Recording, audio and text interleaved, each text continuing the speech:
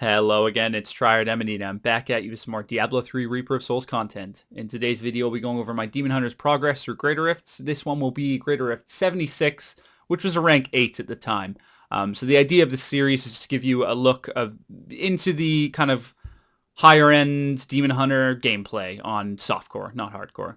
So I'll be going over pretty much all the do's and don'ts in your Demon Hunter, what you want to be aiming for, just hints and tips to get you hopefully pushing the boundaries of your Demon Hunter and getting you into the higher Greater Rifts. When I say higher, I mean like 75 plus kind of thing.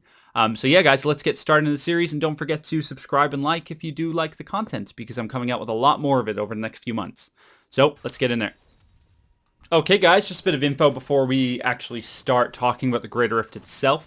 The build I'm using is Marauder 6-piece with Frost for Cluster Arrow, and just a general build of Vengeance with Seethe.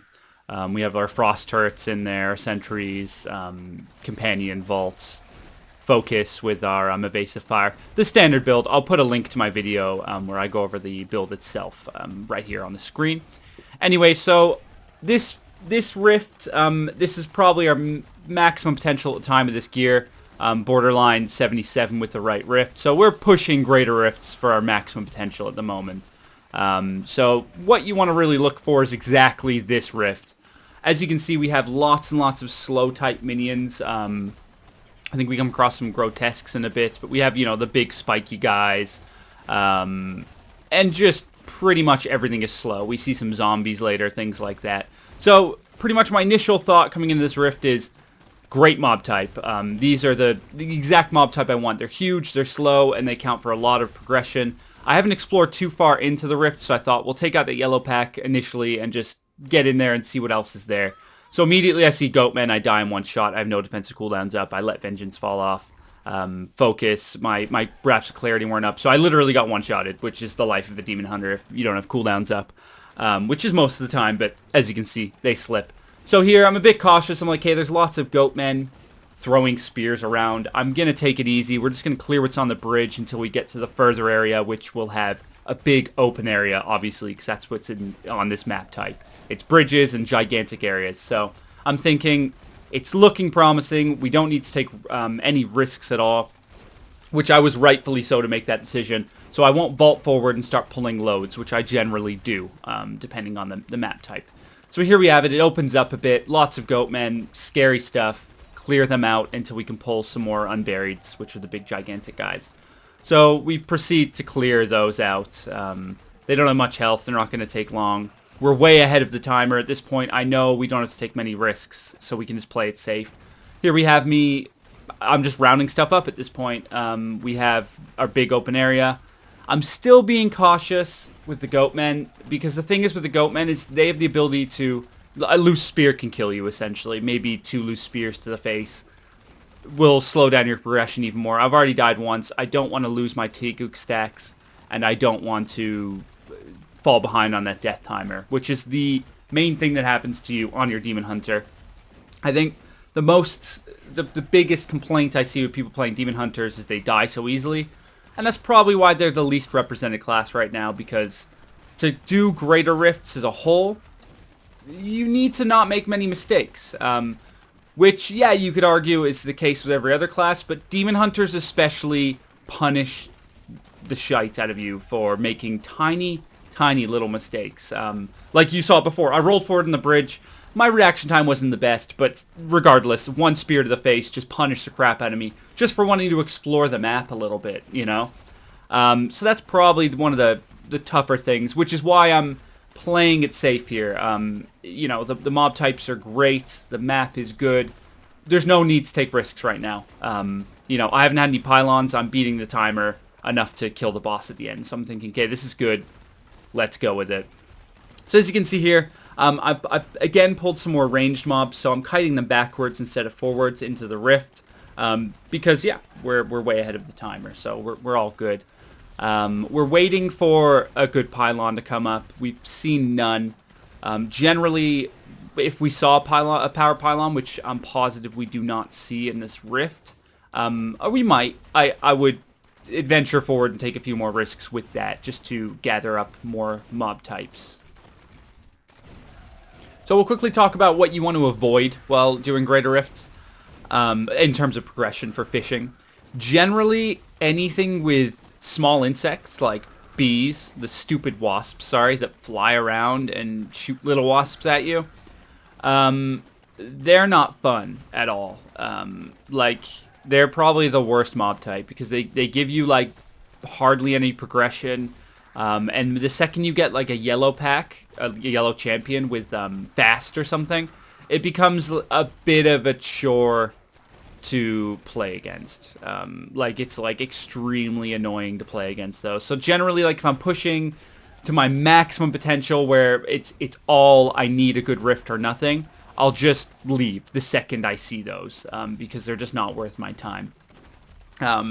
Pretty much lots of the smaller minion types are generally annoying. I forget their names, but the dudes who throw like an explosive cocktail and then jump away or jump towards you, they're kind of annoying as well. Like, generally I'll try to avoid doing rifts with them, but if they're mixed with good mob types like Unburied or Grotesques, things like that, I'll just take it on the chin and just try my best to see how it goes.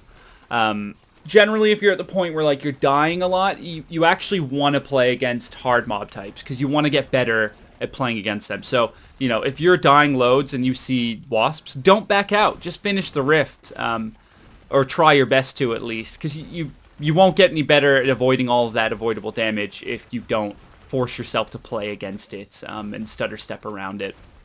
You know, things like this, like, you don't need any skill to do this rift.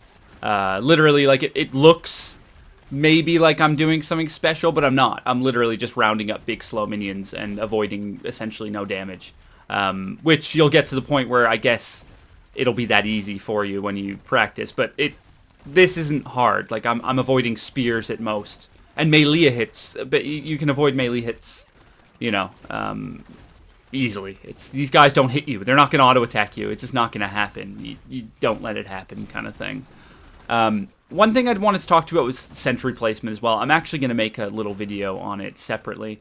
But as you can see, I'm just generally keeping everything slowed, or in the path of a sentry I can walk them through. So I'm trying to pretty much just round everything up through the slow, so it's 100% slow time. Other than right now when I'm talking about it, where I don't let those goats stay slowed. But yeah, as you can see, those Unburieds are constantly slowed. I think we're coming up to our shield pylon right now. I'm pretty sure this is shield. This is actually I used to discredit this and just say it wasn't very good, but in terms of pushing forward into the rift and pulling like an obscene amount of mobs, like as you can see I do here, I just take those risks I wouldn't normally take because of the goat men, and I just push forward and just keep gathering more things up. So here my main concern is just getting a good amount of sentries down so everything stays slowed as I kite it around, and just pulling backwards here a bit to pull a few more mobs, and then I'll push forward in a bit to pull even more. So with this, you want to pull literally as much as possible. I have a clip in my Greater Rift 77, which I'll show later next week in my my choking. I'm going to do a guide on how to avoid choking and what to do when you start choking, because I had this Greater Rift 77 clear, which we cleared. But the first half, I was like dominating it this badly, and it was a way harder rift type than this. And then halfway through, like 3/4 through, I just start choking big time and just dying to everything. Like, I let Grotesques melee me, for example. So yeah, that'll be in that video. But I have a good example in that video where I pick up a shield pylon, and I literally go ham and pull like 5 elite packs and everything on the map kind of thing, and literally profit big time from the progress bar. So there's that to look forward to, but we'll do that. Yeah, I'll show that in that video. So here we have it, where this is like kind of where it becomes like a dreaded task, because we're just done that like part in the Greater Rift, and we're like, okay, we have to fight new mob types. Yay. And as you can see here, this is like absurd. Like, I come across wasps, 2 elite packs. We have a blue and a yellow. One has mortars, one is wasps, and one has the shamans who shoot fireballs at you. So this is where like skill comes in. You need to actually avoid all of the incoming damage. So here, unavoidable, we have someone teleport to us with fire chains. We almost die in one shot. There's not much you can do other than keep stutter stepping. Never stop moving. If you stop moving, you're opening yourself up to like a world of pain. As you can see here, I don't think I actually stopped moving the entire time. Literally, it's just kiting. I'm trying to keep my sentry placement in this like inner circle that I'm fighting them around. That was a bit of a misplace. I should have put it a bit closer. Generally, like that. That's how you want to do them. So they're always slowed in the perfect circle.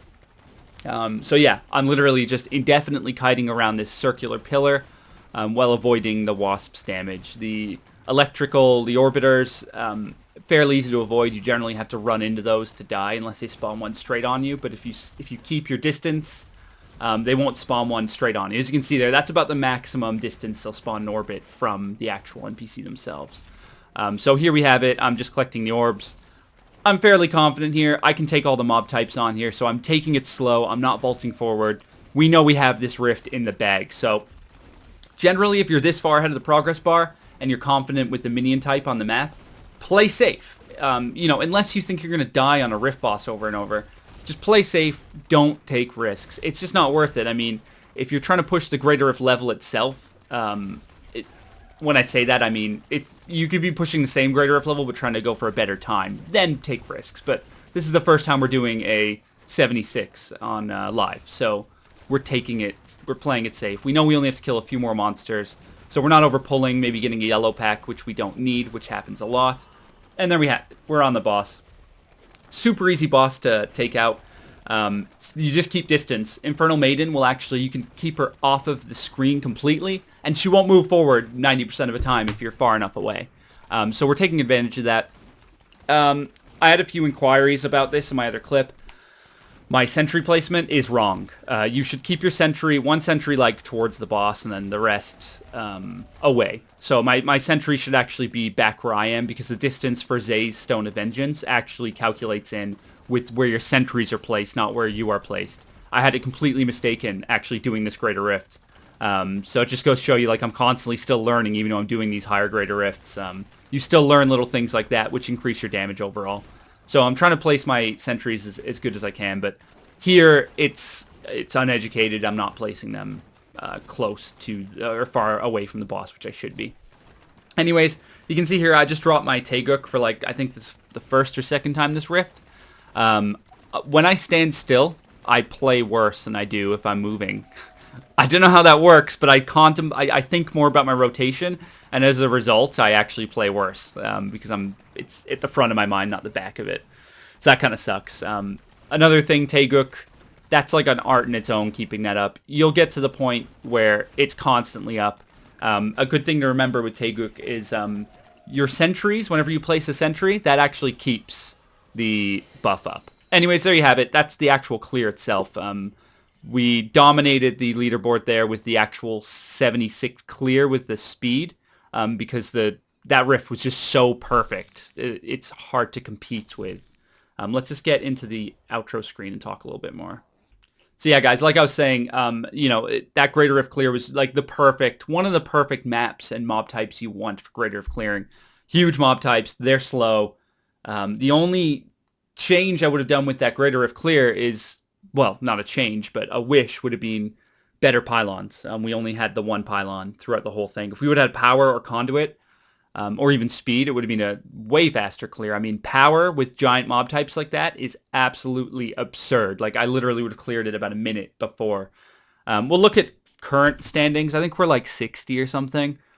So yeah, 63. We're 77, but we're not capped at that. Our gear is capable of 79 easy right now. I just need to work my way up and actually get the correct clears. If I fully enchant my gear, I will be 80. No problem. But this is it. You just got to kind of figure out your gear upgrades and your potential. So I know my potential is higher because, you know, I dominated 77 again. Or not dominated it, but we cleared it easily. And I was tilting big time. But when I get to my cap, I will be focusing pretty much just on individual item upgrades, like my bow sucks, my manticore blows, things like that. Just individual item upgrades, like look, manticore, it sucks. The damage literally rolled as low as possible, so I can still roll 10% damage on that. Things like that.